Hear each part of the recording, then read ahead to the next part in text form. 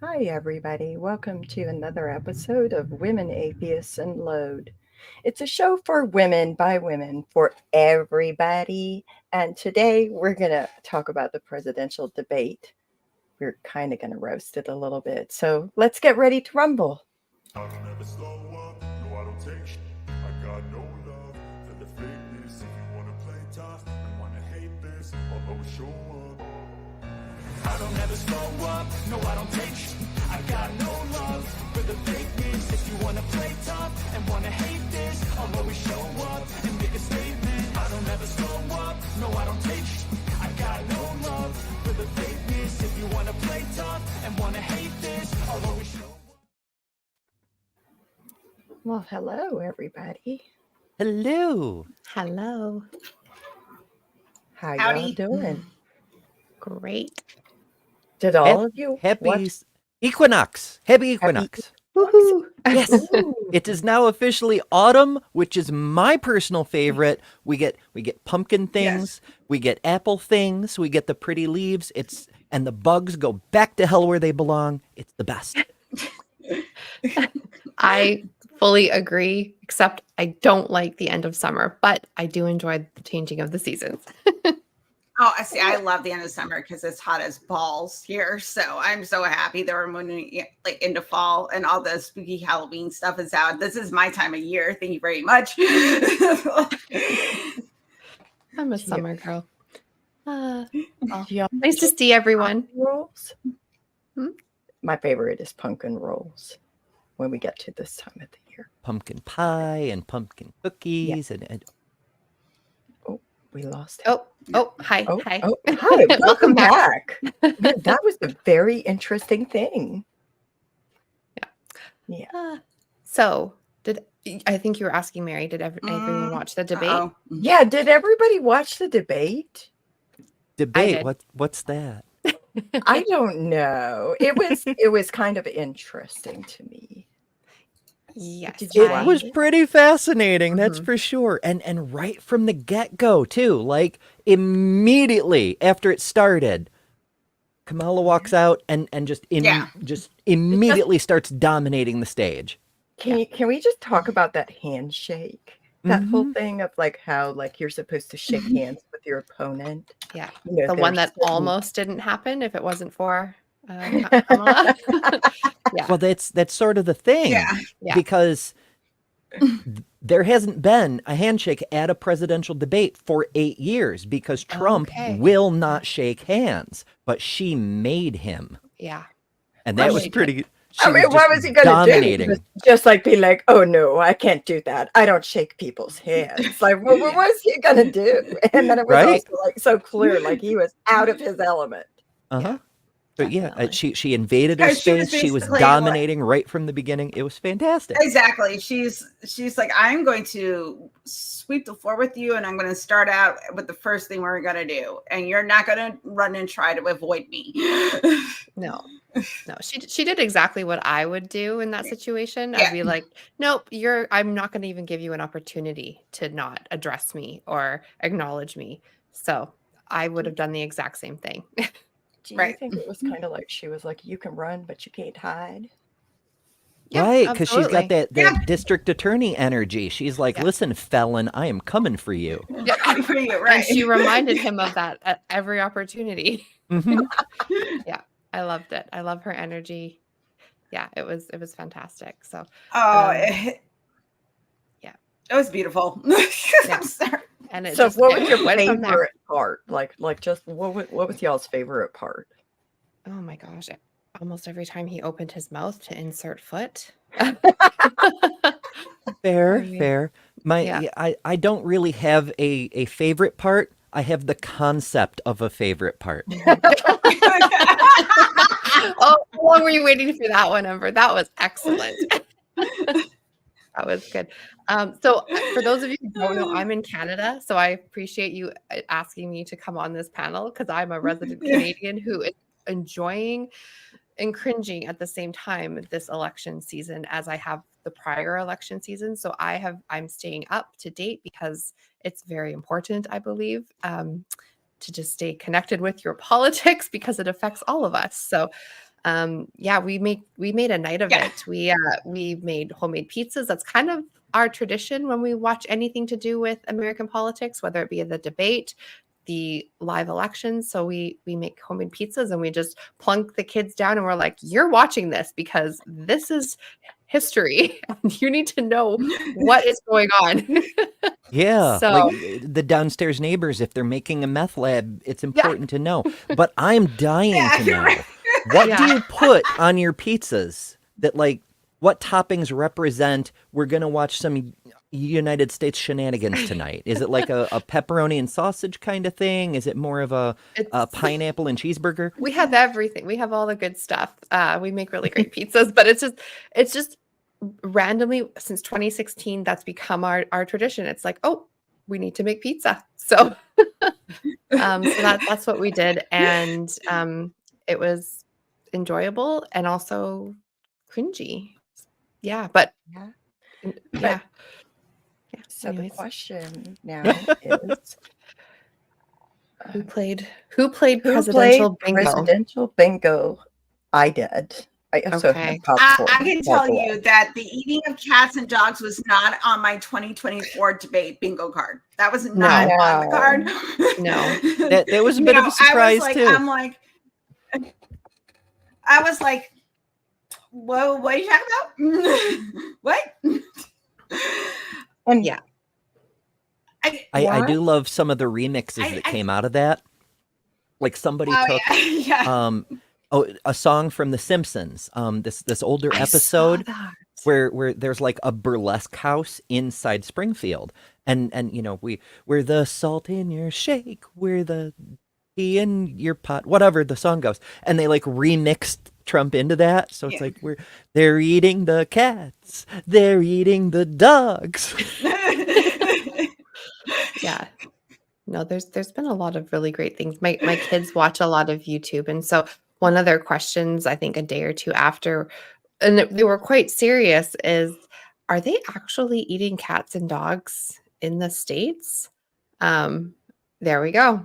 So memes about groups of people might be disturbing or harm or hurtful. Yeah, especially the cats and the dogs.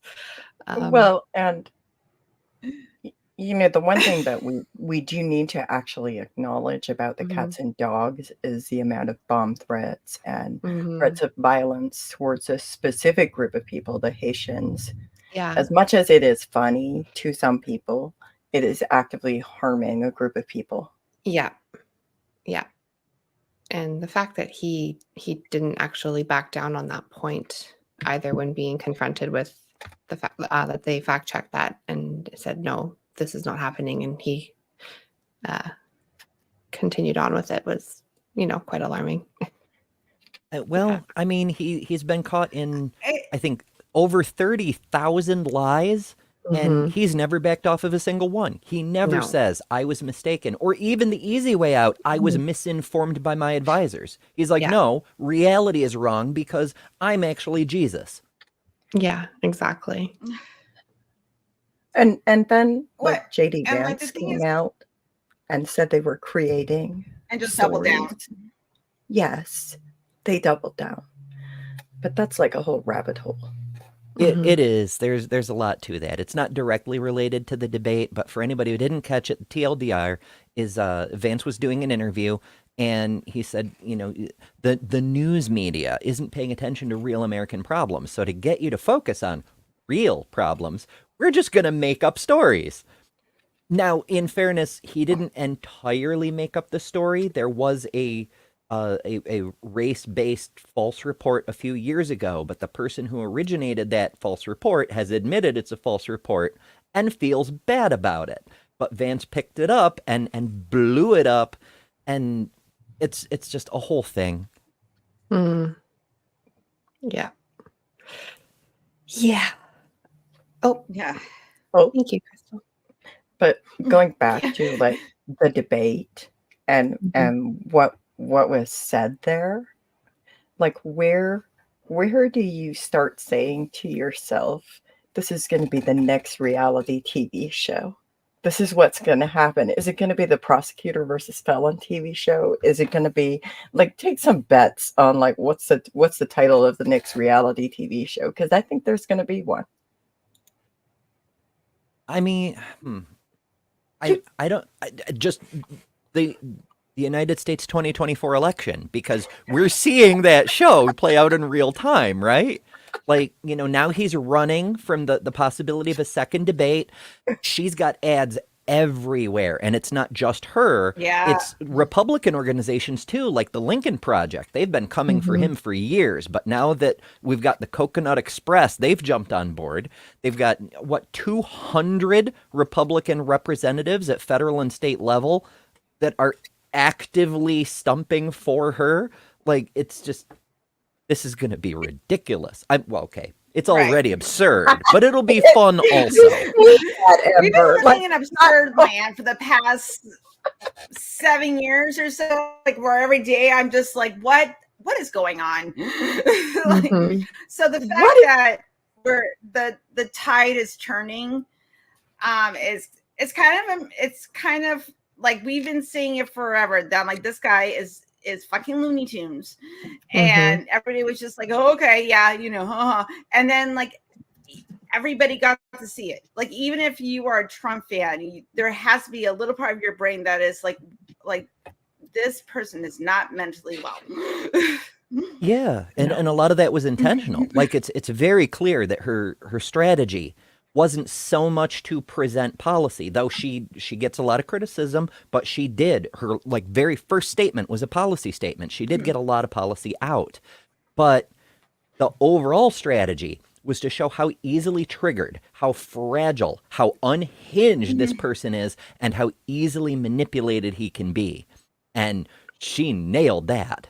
Have you ever met a man like that in real life? Not that bad, no. He's a caricature of himself. I have met them.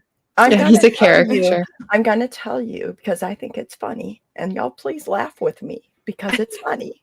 Okay. So back in 2004, when I reported the abuse I had experienced, I wore a wire to go confront multiple perpetrators of CSA against me and other children. That mentality, that fragility, that is what he displayed for the whole world to see. And I was like fascinated. I was like, wait, what? I was like, I never thought I would relate to a presidential debate in that way. Wow.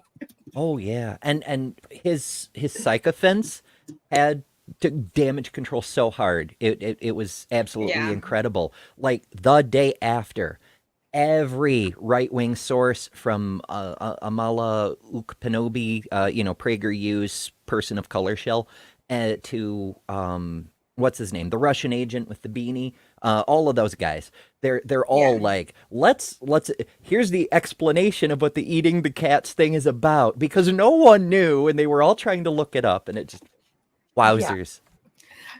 I found out the next day because I don't follow like terrible rumors like that, obviously, because I would never think that would be a thing, and I had to go look it up, and I was just like, oh my god, I'm like, this is the weirdest game of telephone. Like, how do we get here?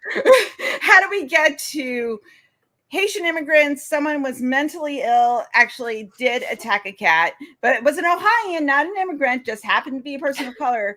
Then it led to Haitians carry a picture of a Haitian man carrying a goose.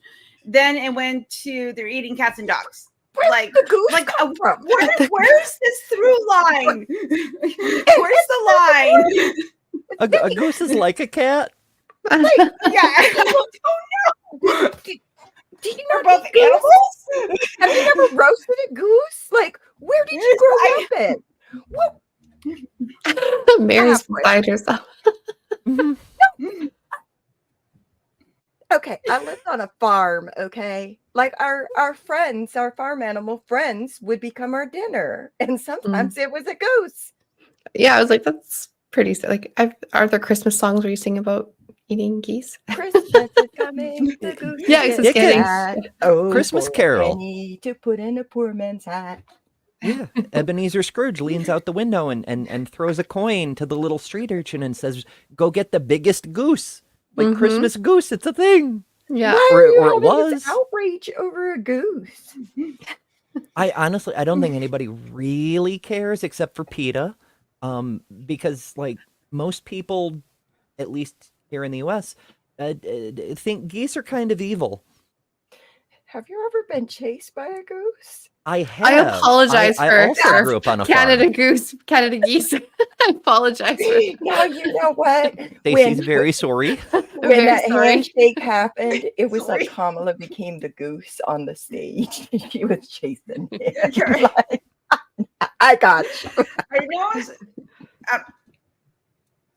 know. Listen, like we know that's all just racist, terrible things, and because of these rumors, people are. I mean, there's been bomb threats against schools in Springfield, which kind of makes me sad.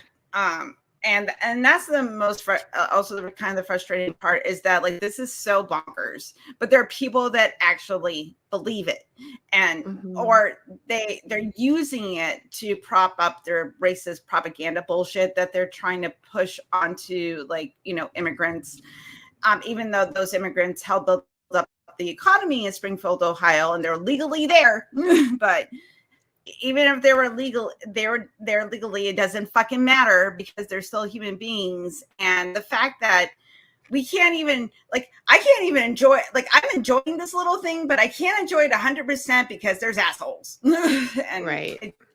That's because when people there is the consequence of saying whatever you can say because people take that as action, and it's almost like a permission to do terrible things. And that's the thing that's so frustrating about his rhetoric and the things we've been paying attention to for the past few years. It's kind of a feature, not a bug from his perspective. Right. Remember, he has no policy, he has no plans, he has no platform. It's entirely be angry, look over there. Every single outrageous thing he says is an intentional distraction. And the more people are focusing on legal immigrants who, incidentally, arrived in Springfield during his presidency from 2018 to 2020 is when most of them arrived there. So it's not on the border czar. That happened during his presidency. But that shouldn't even be a problem because they're legal immigrants. They're just human beings. Even if they did eat cats and dogs, that doesn't make them inherently bad people. That's just othering bullshit. That's just culture war crap. But it's all just a smokescreen. Whenever he gets backed into a corner, he drops a smokescreen. He creates a diversion. Yeah, it's look over there, because and that's all the right wing has had for years. Every single wedge issue they have, from reproductive rights to everybody's health care to trying to roll back gay marriage to all the anti-LGBT bills that have been proposed, hundreds of them in the last couple of years. Every single thing is just a distraction to get people worked up, to get people to call in bomb threats, to get people fighting with each other instead of noticing that the Republicans have nothing to offer. Right. When you also consider, and I'm be serious for a minute, but when you also consider some of the tactics of any high control group, like consider this, there's organizations like Christian Aid Ministries that have their headquarters in Ohio, not in Springfield, in Ohio, but they specifically have sent criminals to Haiti knowing to do mission work where they have been very predatory and harmful to Haitians. But also they have done this where they have converted people to their faith. This organization is specifically an Anabaptist organization. They spent over $6 billion last year on billboards in 46 states. So part of it is the idea of when people use and employ this us versus them mentality, and then they position themselves as having higher knowledge, as having greater good, and then they invite people into their congregations, into their groups, and then turn around and we watch this happen. Wow. It So they makes me spend- wonder Oh, sorry. the way there's that saying that every accusation from a conservative is actually a confession or progression or projection. So when Trump says something like, all the other countries are emptying their prisons and sending us their very worst criminals, so their crime rate is way down, yada, yada.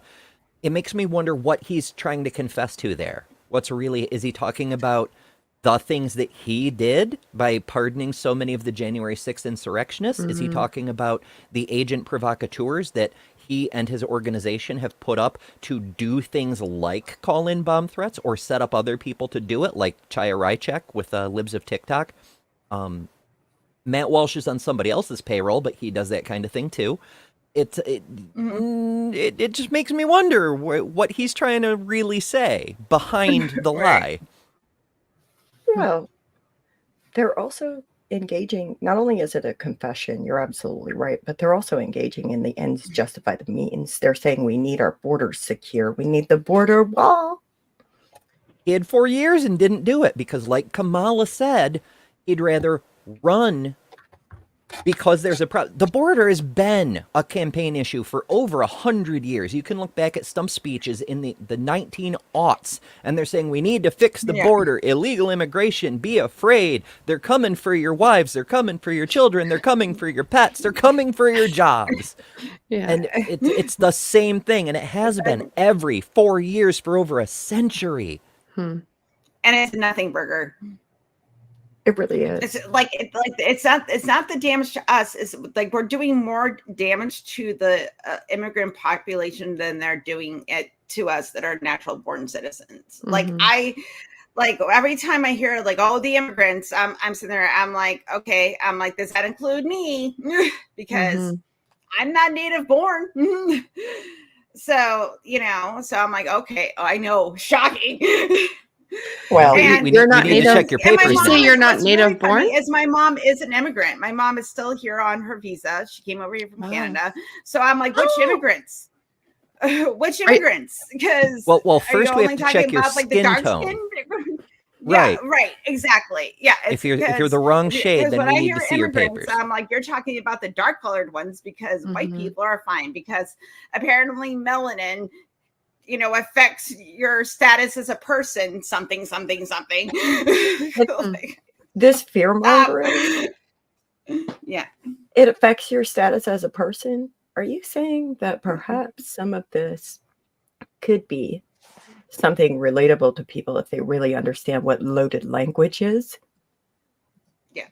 When you think of and consider like groups that are exerting coercive control over its members, and now they're using this as a way to separate us, but also to imply that people have less value based on their skin tone or where they were born, or they're not really human beings because they call them illegal.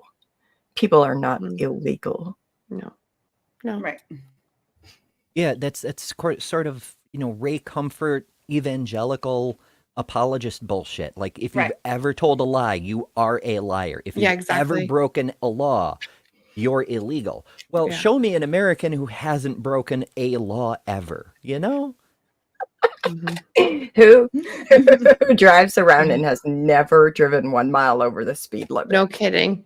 I know. Every single day.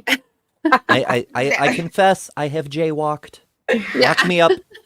I confess. You dirty person. Shame. I mean, like, I shoplifted as a kid, like, because it was one of those things you did because like, oh, I'm being rebellious. Ooh. And then you get caught and lectured by your parents, and then you don't do it again. Because, but like we've all done things that we would consider like, hey, that's not the best. Or you break the law every day, like driving over the speed limit. Slow to roll, motherfuckers. You ever ran a red light? So when I see people like, saying other people are illegal. And I'm like, by what standard? Yeah. What standard are you judging? Because if you are here, illegally, like, there's a reason why. Because if they were in a good situation, I wouldn't be like, come here. I'd be like, you don't need to come to the United States. It's not the best place, but the things are so bad that they're coming here for that opportunity, and, people have been doing this forever and move from one place to another. If their place that they live is kind of shitty, or they're just trying to get away, whatever it is. So slow your roll. Stop worrying about like saying all these things. And I think that Trump's rhetoric is equally disgusting, because not only like when he's saying they're emptying like the insane asylums and basically saying people that have mental illness are not safe, which was also ableist and disgusting. And I'm like, fuck you, man. Yeah. Well, is he also saying that people who live with mental illness are criminals? Is he suggesting that by the language that he uses? It's possible, but the main thing, at least as I see it, is it's a fundamental misunderstanding, because he doesn't know what the hell he's talking about most of the time. He thinks when a person is an asylum seeker, that's the same thing as an insane asylum, because he doesn't know there's a difference. Yeah. Oh my God, I didn't even think of that. Yeah. Yes. That's exactly what it is. Oh wow! It's where he's a special boy. they have insider language, which is a key component of high control groups, no matter what they are. Anyways, like going back to the debate. So when Kamala brought up his rally sizes, and she said she invited people. She said, "I'd invite you to go to his rallies and see how many people walk out in the middle of it." Did she say it was boring or something? But whatever. Did you see his face? Yeah. Mm-hmm. Yep. Yeah, it was. I mean, to be fair, that was a straight up deflection. I don't even remember the question she was asked, but she just, I'm not answering that. Instead, I'm gonna piss him off. But she did, and it worked, and it just marvelous, because he could not control himself when the moderator turned it back over to him, and he was just, he's very before anything else, we got to talk about how I've got the greatest rallies. His eyes when she said that, and then when the moderator asked him a question, let me share the video. Oh, you're gonna share it for us? We get to see it again. Yeah, we're gonna do it. I might as well share it. So good. Hold on. I'm gonna Buttons. Settings. Instant replay. I wish I had popcorn. I should have made popcorn for this. I'm not gonna lie. I really need it. Well, I made popcorn for the debate. I played presidential bingo, like the debate bingo. I played that one, but like I didn't make popcorn for this. Now I need it. You know what? While she's looking for that one, we can throw up this other zinger. You got it? Oh, okay. I think so. You got it. Hold on. hold on. Yeah, go ahead. Throw it up, because I'm working on it. Woo! Look at that. Oh, infinite regress, folks. We proved it. The debate turning personal. Donald Trump was fired by 81 million people. So let's be clear about that. And clearly he is having a very difficult time processing that. I love that. Oh boy. That was beautiful. Uh-huh. Yeah, but let's not forget his rallies. Not only are they tiny, they're so tiny. He's super sensitive about it, because his crowd sizes keep getting smaller and smaller. He's not even doing stadiums anymore. His last one in Utah, I believe, he did it in the conference center of one of his own hotels, because that's how small the crowd sizes are now. I did not realize they fit into convention centers. It's great, but also they're going so badly. He's doing so badly. Whatever the case may be, let's not forget his own supporters are shooting at him. Yes. Yeah. Yeah. I mean, that's why that's probably not the main why, but that's undoubtedly one of the whys there was no live audience at the debate. Mm-hmm. Because people who come to see him are a threat to him. And yeah, I was wondering why there wasn't a live audience, because 4 years ago it made sense. It was 2020 and there were no, groups meeting together. I wonder. Yeah, I was like, why is there no live audience this time? But that makes absolute sense. And that's another thing that was bollocks about the debate is, granted, it was after it was technically over when he walked off stage and got ambushed by the reporters. He was saying that the audience response was tremendous. There's no audience. What are you talking about, Donald? That just goes to show how delusional he is. He's just firing out these talking points. He's not even grasping reality because there was nobody there. Yeah, just like he was making up poll numbers. He just got off stage, and people are like, "How did you think you did?" And he's like, "Oh, we're getting great numbers. We're getting 91% and 67%." And one reporter even said, "Where are you getting these numbers? Like, what's going on?" He walked off the stage and he walked into a room with reporters. And they were just kind of like, wait, what's happening here? Like, it was almost like my uncle that has dementia and is confused and lost. Almost. Yeah. Wow. Like, wow. I mean, like, he did. I don't know if his team told him, like, because there was some like Newsmax numbers that were high, but it's Newsmax. Like it's a very biased poll, so I don't know if they told him, like, the ones that were on platforms that like really like Trump told him that there were high numbers or what. But like when he was just talking, it's like it was 86 and 92 and 75, and I'm like, are you just pulling numbers out of your butt, man? Oh, he is. That's like what you're doing. There is one alternative. We're back to every accusation is a confession. They immediately started saying how Kamala probably had an earpiece because she had an earring that looked vaguely like an ear thing that was never actually produced. It never got funded, but whatever. It's almost like they were saying maybe they had an earpiece in Donald's ear. So maybe they were feeding him also made up poll numbers, but at least he wasn't the one making them up. Yeah. Yeah. Yeah. Well, I think also too, because for him, because like he threw JD Vance under the bus when, they're talking about the cats and dogs thing. And like, well, he showed it to me on TV. I'm like, dude, like that's like saying it's real because I saw it on the internet. We don't do that. Don't do that. Arguing with the fact checkers. That is one of the best parts.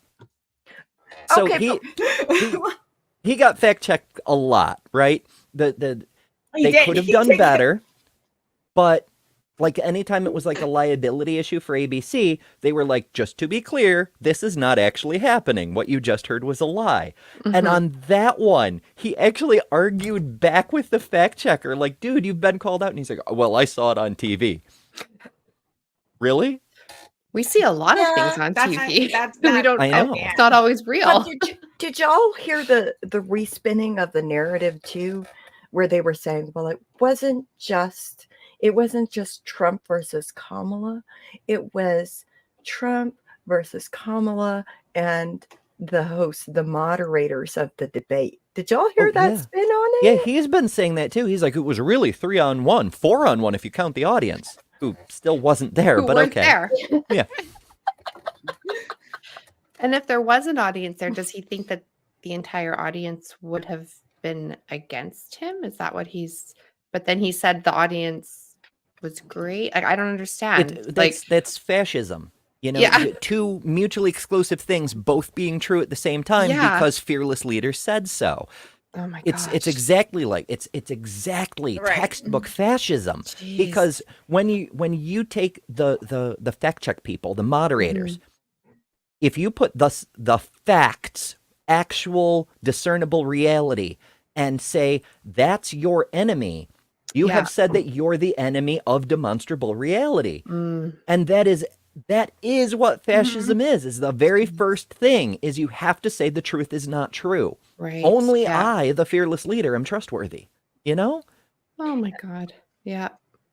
It's controlling the people who Yeah, that's follow true. him. It's controlling their reality. Mhm. Yeah. But I want to point out something that I noticed. I found it very amusing that he did not once say Kamala's name. He didn't even look at her. But He- yeah, you're right. He wouldn't say her name. No. He wouldn't look at her. Mm. I mean, He called her Joe Biden practically, but he wouldn't call her name.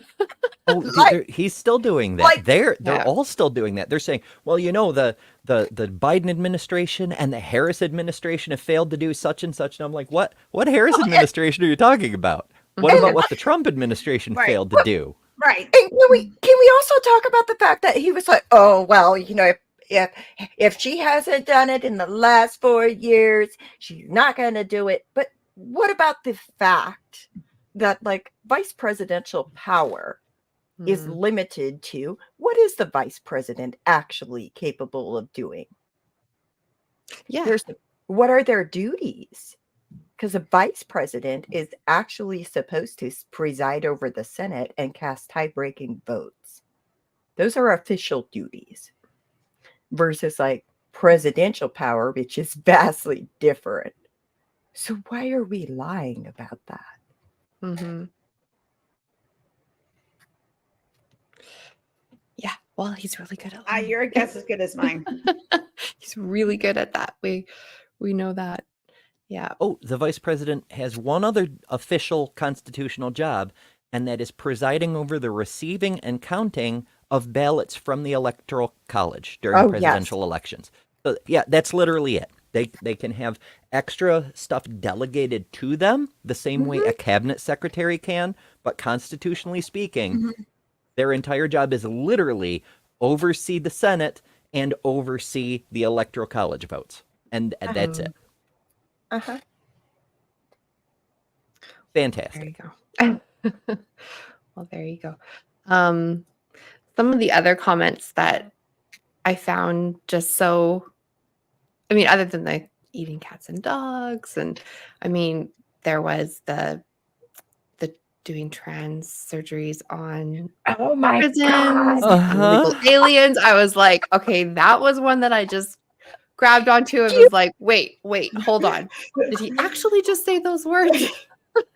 Where is the free transgender surgeries? I feel And- like and the in the people I schools, know too. have lost out on this. Like, where do we go know. to sign up for this? Like I'm thinking of all my Insane. trans friends, and I'm like, apparently you just need to go to prison and you can get free surgery because that's happening because we do so much free healthcare in this country. Right? So, I'm like- I actually thought about it. I was like, I could save so much money and skip right to the head of the line. There you go.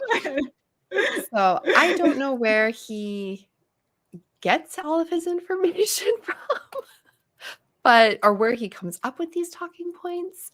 Does anyone know where? So it varies from thing to thing. Some where of the lies do have a kernel of truth in them. I mean, well, that's obviously, the thing. there are no transgender surgeries in the schools. The prisons, however, that actually does have the seed of truth to it, because prisons in the federal prison system, their health care has to be covered by the federal government.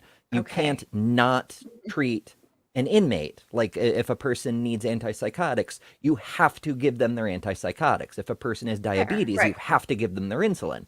So there was a little bit of a tussle over whether trans inmates should be given gender affirming care. Okay. And of course they could, because if it's medically necessary, it doesn't matter what the hell it is. You give them the health care that's medically necessary. So there's a kernel of truth there. But it's not like we're taking illegal immigrants, bringing them into federal prisons. That's not how that works at all. And then just doing this lower surgery or something. Yeah, like, no. There's a big difference. But that's the thing. Like those of us who like actually, understand how this works. I was sitting there going like, that doesn't sound right. that don't sound right. And I wish they were. I wish it was happening, because that means the prison system's doing better than we are.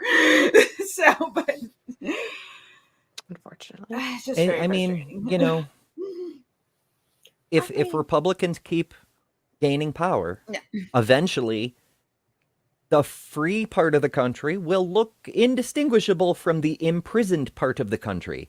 Right. That's the ultimate goal. So maybe we should be like rooting for the prisoners to get all the health care possible, because we'll need it someday. Yeah. Thank you for the super chat, Fern Love Bond. Maybe Trump thought a rerun of Alf was a newsreel. I love that. Yeah. Yay, Fern! Fern is awesome. Yeah. Maybe he did. I mean, but oh my God, I know. Oh, did you see the memes though? Of course, the memes were lit the next day. I was laughing my head off. I couldn't get enough of them. What did you guys think about some of the talking points that he made on executing babies after they were born? Oh, yes. His very first fact check. The moderator interrupts. Just to be clear, no one is aborting babies post-birth. No. Anywhere in any of the 50 states. Eliminates the word abortion. Like, if you have the baby, you can't abort it anymore. No. Dumb. The thing is, as someone who, I'm assuming I'm probably the most recent convert on this panel, just 3 years, and I was very, very, very pro-life. I remember watching the debate 8 years ago, and when he was talking and making his pro-life comments, I was like, yes, he's so pro-life. Yes. You know, he knows the audience he's talking to by making those really strong points, saying stuff like that, because pro-life people aren't necessarily going to go and fact check that. They're going to think, oh my God, are they actually doing that? That's barbaric. And so he knows his audience, and he knows how to get those votes. And that's exactly what he's catering to, because I would hear really strong language like that and just think, this is horrible. Like, what are they doing? Why do they want to kill babies up until the 40th week? And so those are the votes he's going after for sure. And so hearing the debate this time around, I know that is not the case, but thinking back to not that long ago, with my Christian pro-life ears, I was like, wow, I would have probably, I might have looked it up and been like, are they actually doing that? But I would have, it's easy for people to just believe such crazy things when you have such an emotional attachment to such a, an emotional thing, and not really doing the research to find out what actually abortion is. And it's a huge thing. It's not just for birth control or whatever. The abortion is such a huge topic, which I had no idea. So he knows what he's doing. So, well, that's debatable, but you're right that they do aim at highly emotionally charged topics. Yeah, because he knows once you get people emotionally worked up, the facts don't actually matter. Like, fact checkers can chime in. That's what I mean. It won't sway people. To me, it wouldn't have necessarily. I would have been like, no, that's just what they want me to think. So and I understand that the topic of abortion is it can be an emotional one. It's not, and it's not always going to be based on the rationality of science, because to them, like, fetus is such an embryo, is such like an abstract concept, because when we think about pregnancies, we think about babies. We're not thinking about embryos and zygotes and fetuses that can't feel pain, and like we know the distinction of personhood. But I think if you frame certain arguments in a way that they're emotional, they're not based on strict fact. I understand why people think that babies are being killed when that's not the reality. And instead of and those of us were like, no, like there's let's have a discussion of personhood and why abortions are necessary as healthcare. It can be hard to break down that thinking, because we all know that those of us that came from religious backgrounds, that it doesn't live in rational land. It lives in, emotions and feelings and what feels good or what feels bad rather than what just is. Well, as you know, I believe that a diversity of approaches is important because you never know what it is that's going to reach people. But for me, this is one area where I like to use the Bible because that's what they believe is the source of truth. And the Bible, first of all, says even if you are killing babies, that's okay. That's a thing that God likes. Yeah. Second of all, this whole life begins at conception, not biblical. The Bible is very clear. Life begins at first breath. And science backs this up. Like, the cells that form the fetus are alive, but when does the brain ignite into that moment of a singular being there? And we've done the science, we've done the scans, we've done the studies, and we see that when a baby is born and they get that first breath, when that oxygen hits their lungs, it causes a huge variety of biological changes, of neurological changes in that instant with the rush of oxygen pouring through the bloodstream. There's a trap door in the heart that slams shut in that first instant. That's the lung bypass from when you're on the umbilical cord. It ignites the prefrontal cortex. It sets off a firestorm in the brain. It's like turning on a computer. Like it's in standby mode, it's low power mode. And when you hit it with that oxygen, it's like hitting that power button and it powers up for the first time. So science and the Bible actually line up on this. And if you can describe it to people in a way that connects with that emotional whatever they're feeling, it's helpful sometimes. Another possibility is to point out not so much the rights of the mother. That's vitally important as well, that they understand that, but that won't be the thing that convinces them.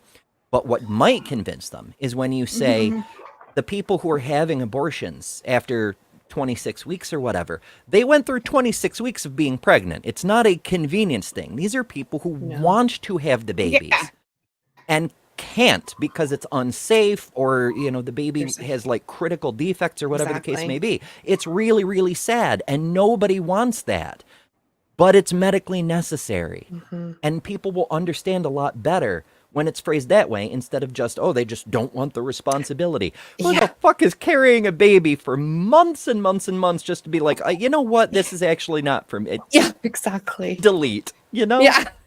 As me and Stacey, as both people have carried babies. I think, Mary, you have too, right? You've carried babies. Yeah. You're not doing that flippantly. You don't do this after I hit 16 weeks and I was like, I got another 6 months of this shit. Yeah, exactly. I was not a good pregnant person. I was not, but I did it. So I just want to point out that when we talk about abortion, and I put a meme up that I think is pretty on point. It made me laugh. But anyways, yes, that one. Like when we talk about abortion, what definition of abortion is he using? Right. Because even when people have miscarriages, those are considered spontaneous abortions by medical definitions. Yeah. So what definition are you using? And then have you considered the amount of people that literally have pregnancy loss? I mean, I know people that have lost 8 fetuses, like they've had 8 miscarriages or things like that. Or even when we consider birth. So once the baby is born, that's like, what does it mean to give birth? Because once you give birth, you can have retained products of conception, which can mean that you need a DNC, which is dilation and curettage. I can't say that word properly, but they go in and they clean out the uterus because the mother, the person who gave birth, might become septic. And furthermore, when I gave birth, my child almost died. And I'm grateful that I actually gave birth in a hospital where they actually gave me treatment options. So when we talk about killing a baby after it's born, that's sanctioning murder. And that's the claim. But I can't find that. You know what I can find? I can find women who are bleeding out in parking lots. I can find people who are bleeding out in parking lots because of these abortion laws that are in effect right now. They're being denied medical care because of these abortion laws. And if you have 5 children, for example, when my own mother had a fetus that died in utero, she carried that fetus for a month after the fetus had died in utero. Yeah, my mom had that happen as well. It was awful. Yeah. She had 4 children already. How do you think that would have affected her other children? How do you think how would that have affected your family, Stacy? Oh, yeah, it was terrible. I mean, it was before she had me and my brother, but yeah, it was terrible. Yeah, Traumatic for her. Yeah.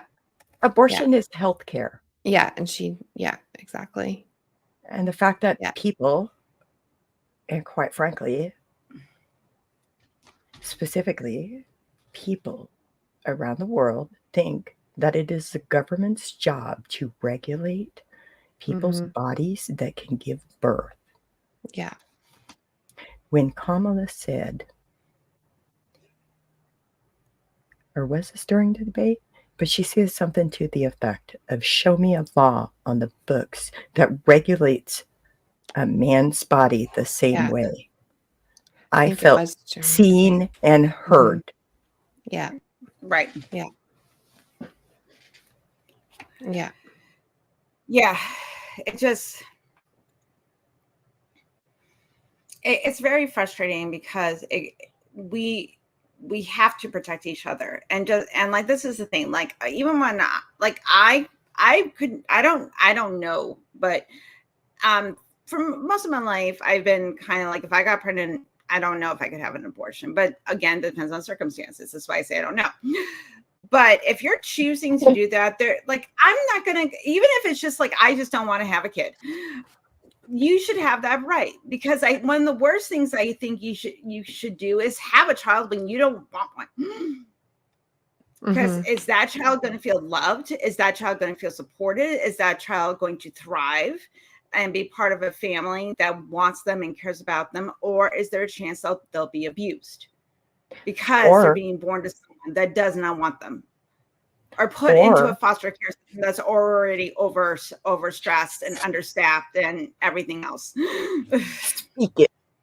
I'm just saying. And in addition to that, is that pregnancy a product of rape or sexual violence? Because I myself, I would rather die than give birth to a rapist child. And I don't know how many abortions I've had, but I also know that I'm grateful that I was not forced to bring a child into the world as a minor. Right. That was a product. And nobody should. Nobody. And what about people that don't have the resources to care for another child? There's so many different facets to this, but we also have some science on the matter too. Like as soon as Roe versus Wade was overturned, Texas was one of the first states that put an early abortion ban into effect virtually immediately. And so we have data on what happens because of that. And the journal JAMA, I forget what it stands for, Journal of American Maternal something. Yeah, it's not super important. Point is, they did a study, TLDR, the infant death rate in Texas following that ban went up 12.7%.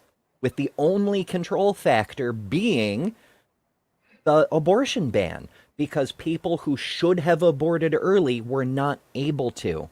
And so they were forced to give birth to babies who could not survive. And it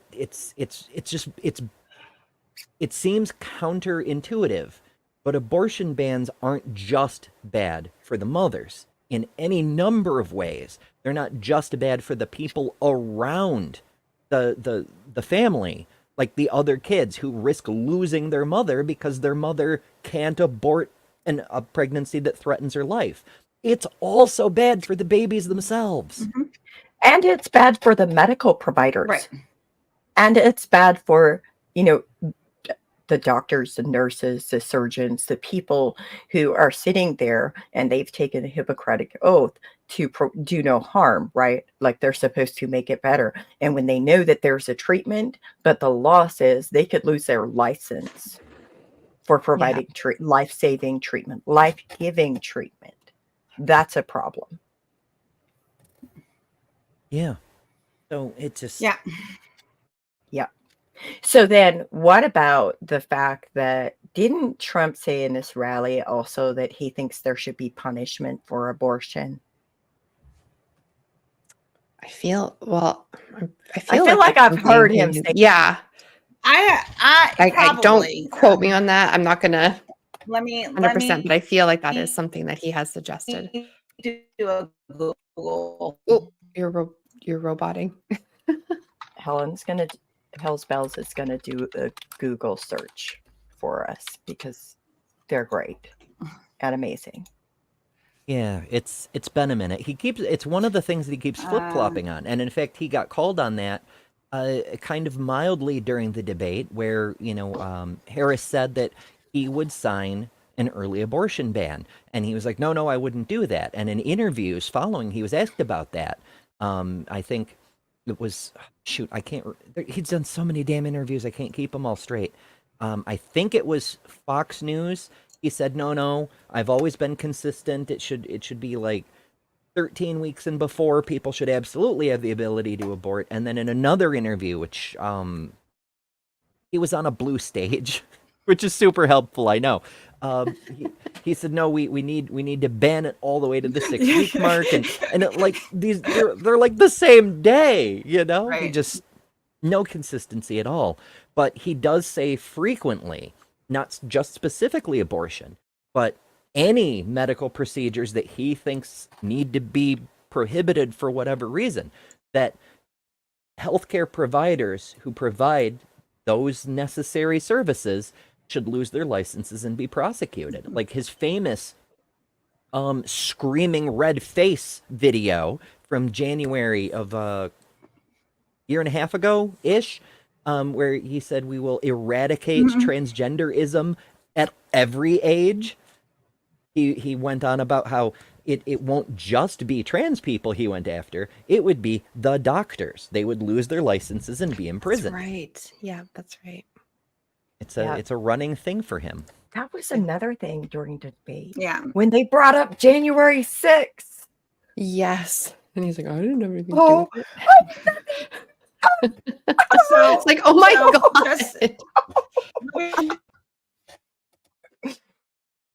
Yeah. Hell's Bells, you're cutting out a little bit. I think Harris exercised tremendous restraint. Like the way she held her cards. Like she didn't lead off with the small rallies. She waited until she needed a question to deflect from and then triggered him. And the abortion thing, like every time she wanted to derail him, she had another card to play. She didn't play them all at once. And that was one of them. And it just, that was the one where I was just like, oh, can we talk about Darvo? Like deny it. Yeah. It was, I did nothing wrong. I'm really the victim. This is political persecution. It's all Nancy wasn't there. Pelosi's fault or Kamala's fault. It was somebody else's fault than Trump. And I'm like, my dude. Nobody believes you anymore. My dude. Like, what is you? Well, and the thing is, though, it's like, then if it's not your fault, then why are you saying these people are very fine people? You talked about pardoning them, once you get back into power. And I'm like, but you don't want to be associated with these people. Like, I'm like, pick a lane, man. You're talking out both sides of your mouth. Yeah. That's his thing. He's That's great his at brand. it. Yeah. Yeah. Yep.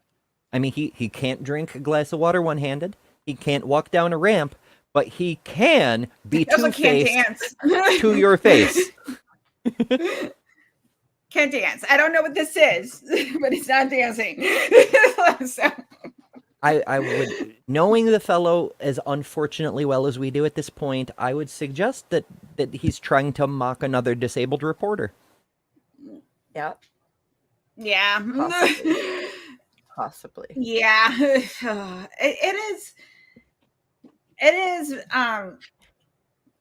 is a kind of amazing. And Noah we were talking about the fact that Trump couldn't even look at her, and Lucinda, Noah's wife from, he was so scared. Like the scathing atheist made a really good point. It's like, for him to look at her would mean that they would have to be equals. And he doesn't see people of color and women as his equals, because we're beneath him,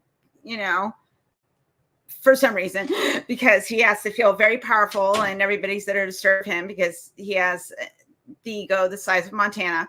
But it's one of those things that, like, I was like, that's something I didn't consider, that his misogyny keeping him from seeing a woman that is on a much higher level playing field, much smarter than him, have to, like, acknowledging that this person is actually on the same level. That was so amusing. It really, really was. But it's not just misogyny, of course. It's not just racism, of course. It's the whole patriarchal, hierarchical system. It's a key element of fascism. That's what fascism is for, is to protect and support that.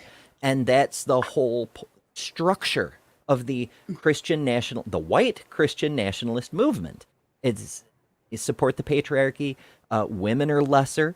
Brown-skinned people are even more lesser, and deviants and other mental deficients. They're even lesser than that. And of course, least of all are people who aren't even American citizens, especially when there's some of those other categories.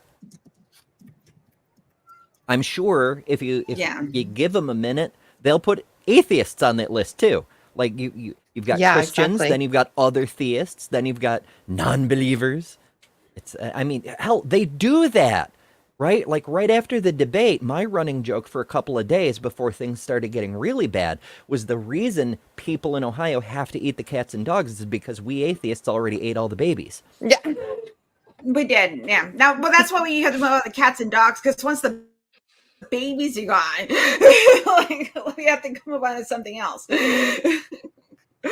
And that's it's the same. It's a joke now, it's the same, right? But it's the same sort of dehumanizing slander. These are evil people you don't want in your communities.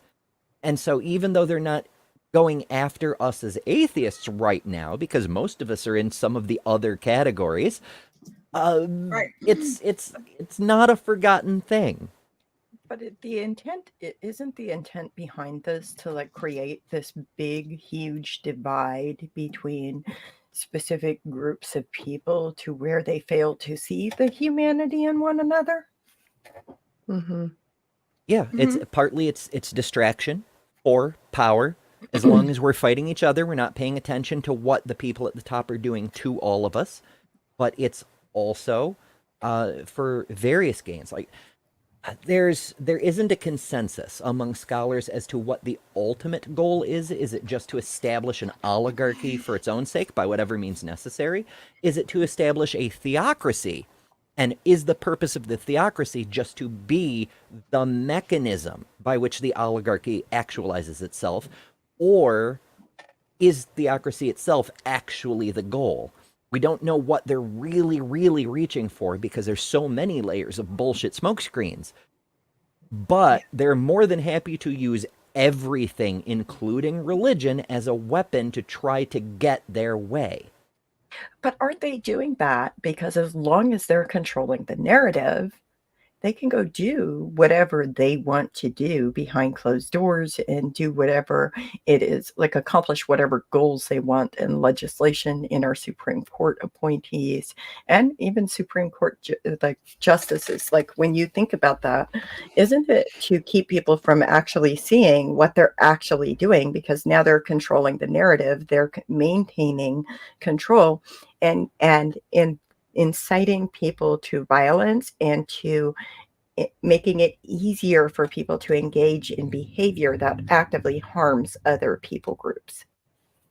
I don't know that the harm is necessarily a key component. It's a bonus when it happens because it's an additional distraction. But the ultimate goal, at least as far as the tactics and strategies go, is control. It's who you can love, who you can be, what you can do with your own body, whether you're allowed to have an abortion, whether you're allowed to change your anatomical components. If you have a cleft palate, you need government permission to do it. It's just to be in control. Mm-hmm. And as long as we're being sidetracked, like you said, Amber, are we not refraining from addressing the actual issues that need to be addressed? Which gives them complete control. Yeah, it's be mad over the fact that your neighbor has a blue yard sign or a red yard sign because of everything it stands for, whether it's pro-life or pro-choice, whether it's trans people are real humans or trans people are monsters who are coming for your kids, whatever the case may be. It's all distraction, so you're not paying attention.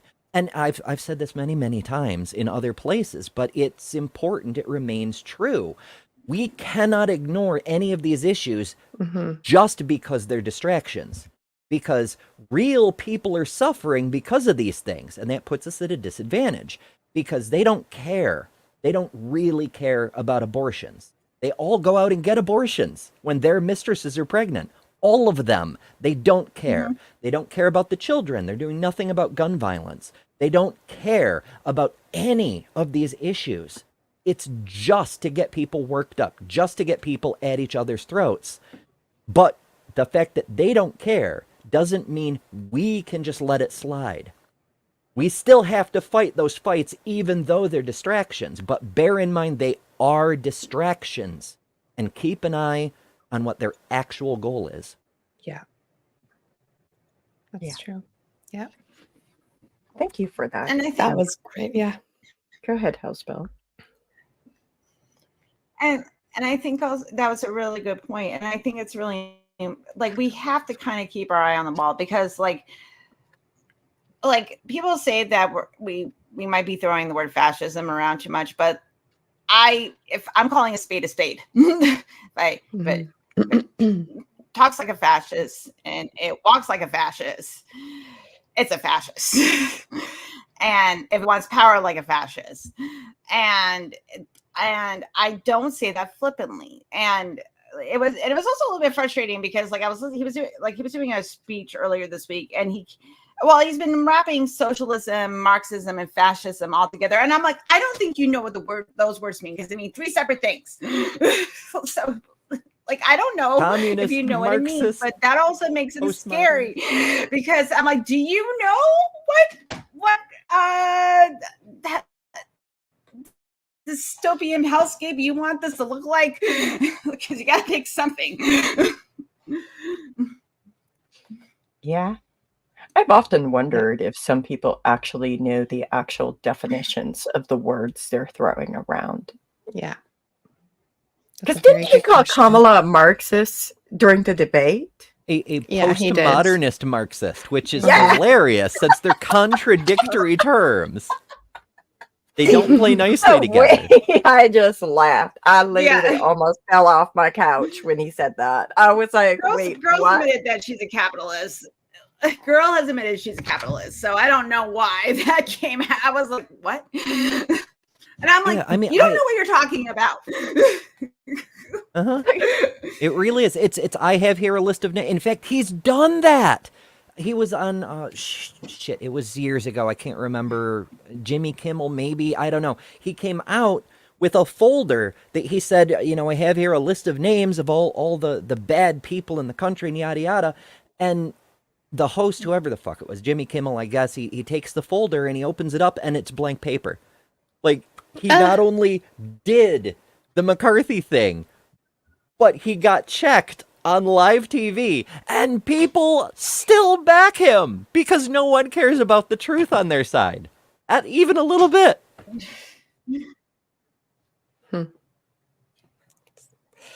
So, well, this was Well, see, but isn't that what you get? Well, I when think you get when you get a leader who kind of like sits there and engages his followers with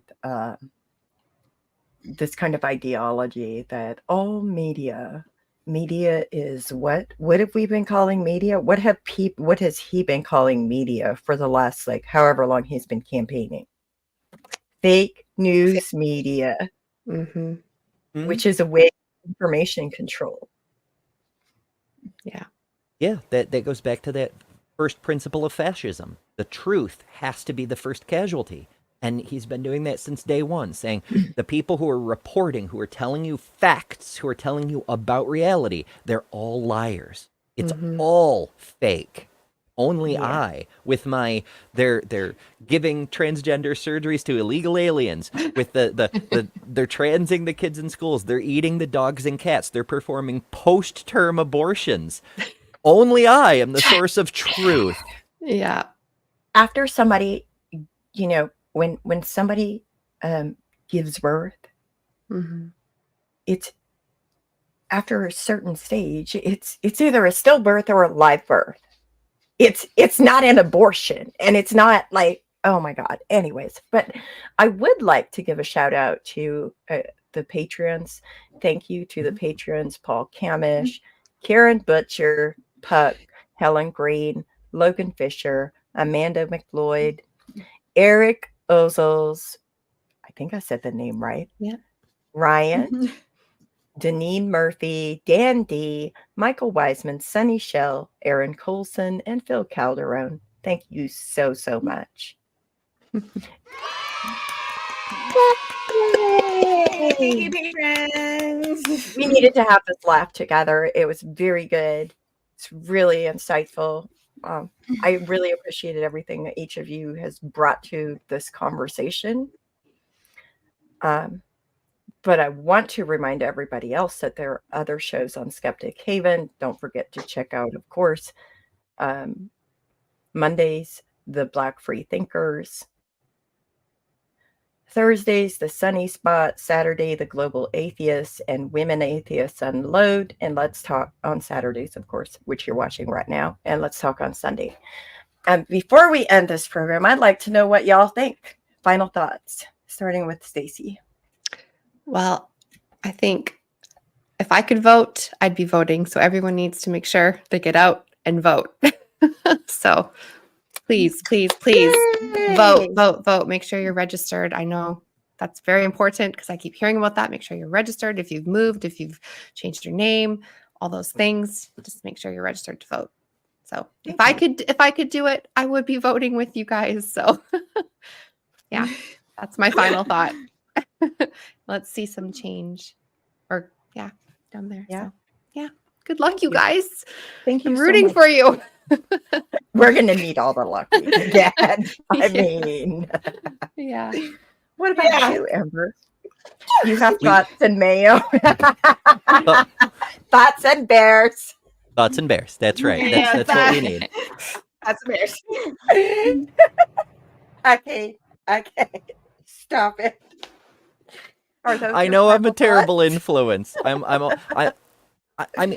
surrounded by rainbows. I am a horrible person. I mean, have you seen this that I crocheted? You are. That's like, Your rainbows are offensive. or that, or very offensive. Okay. Absolutely. Very offensive. It's like, anyway. But ultimately, it comes. We've said a whole lot of things. Some of them were even related to the debate, but they're all important after a fashion. So ultimately, it really boils down to the two things that soon to be President Harris, hopefully, keeps saying, we are not going back. And when we fight, we win. Mm. Go vote, even if you're an illegal alien from Canada. Oh, can I do that? Can I come down there and vote?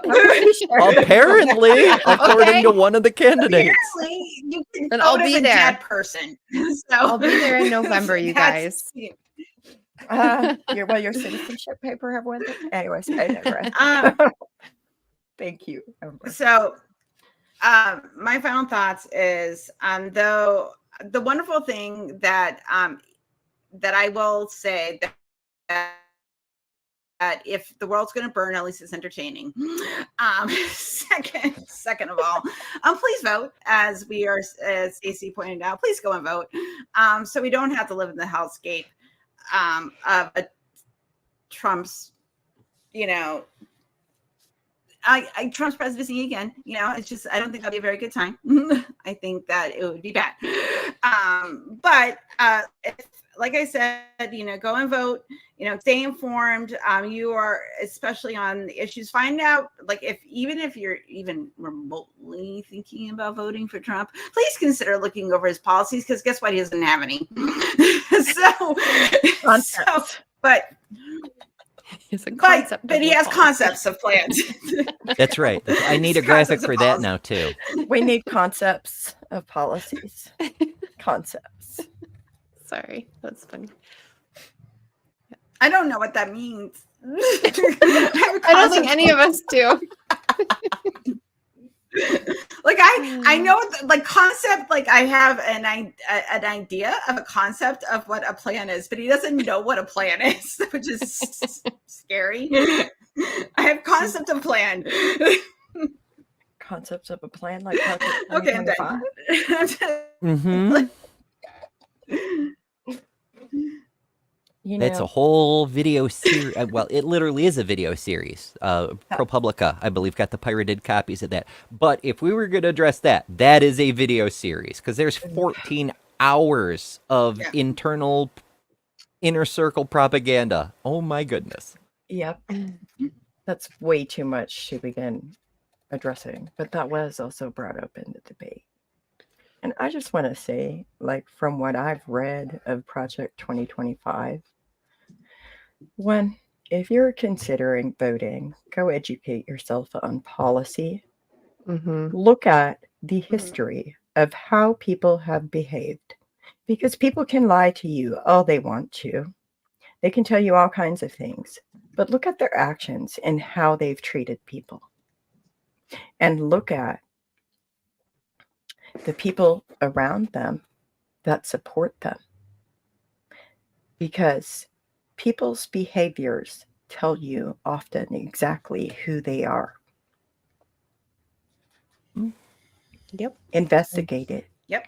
And please go read Project 2025, and then go look up the authors of Project 2025, and then consider how many times certain people's names are mentioned in that project. And then go listen to the hearings on Project 2025. Mm-hmm.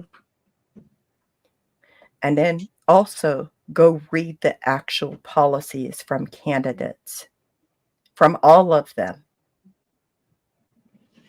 and cast your vote wisely, because you need to actually consider who you're voting for. Thank you. Woo. Oof. Woo! Oof. Did y'all? No, I don't take shit. I got no love for the fakeness. If you wanna play tough and wanna hate this, I'll always show up. I don't ever slow up. No, I don't take shit. I got no love for the fakeness. If you wanna play tough and wanna hate this, I'll always show up and make a statement. I don't ever slow up. No, I don't take shit. I got no love for the fakeness. If you wanna play tough and wanna hate this, I'll always show up. Oof. I feel like I was rough. I'm sorry, y'all. No, you were great.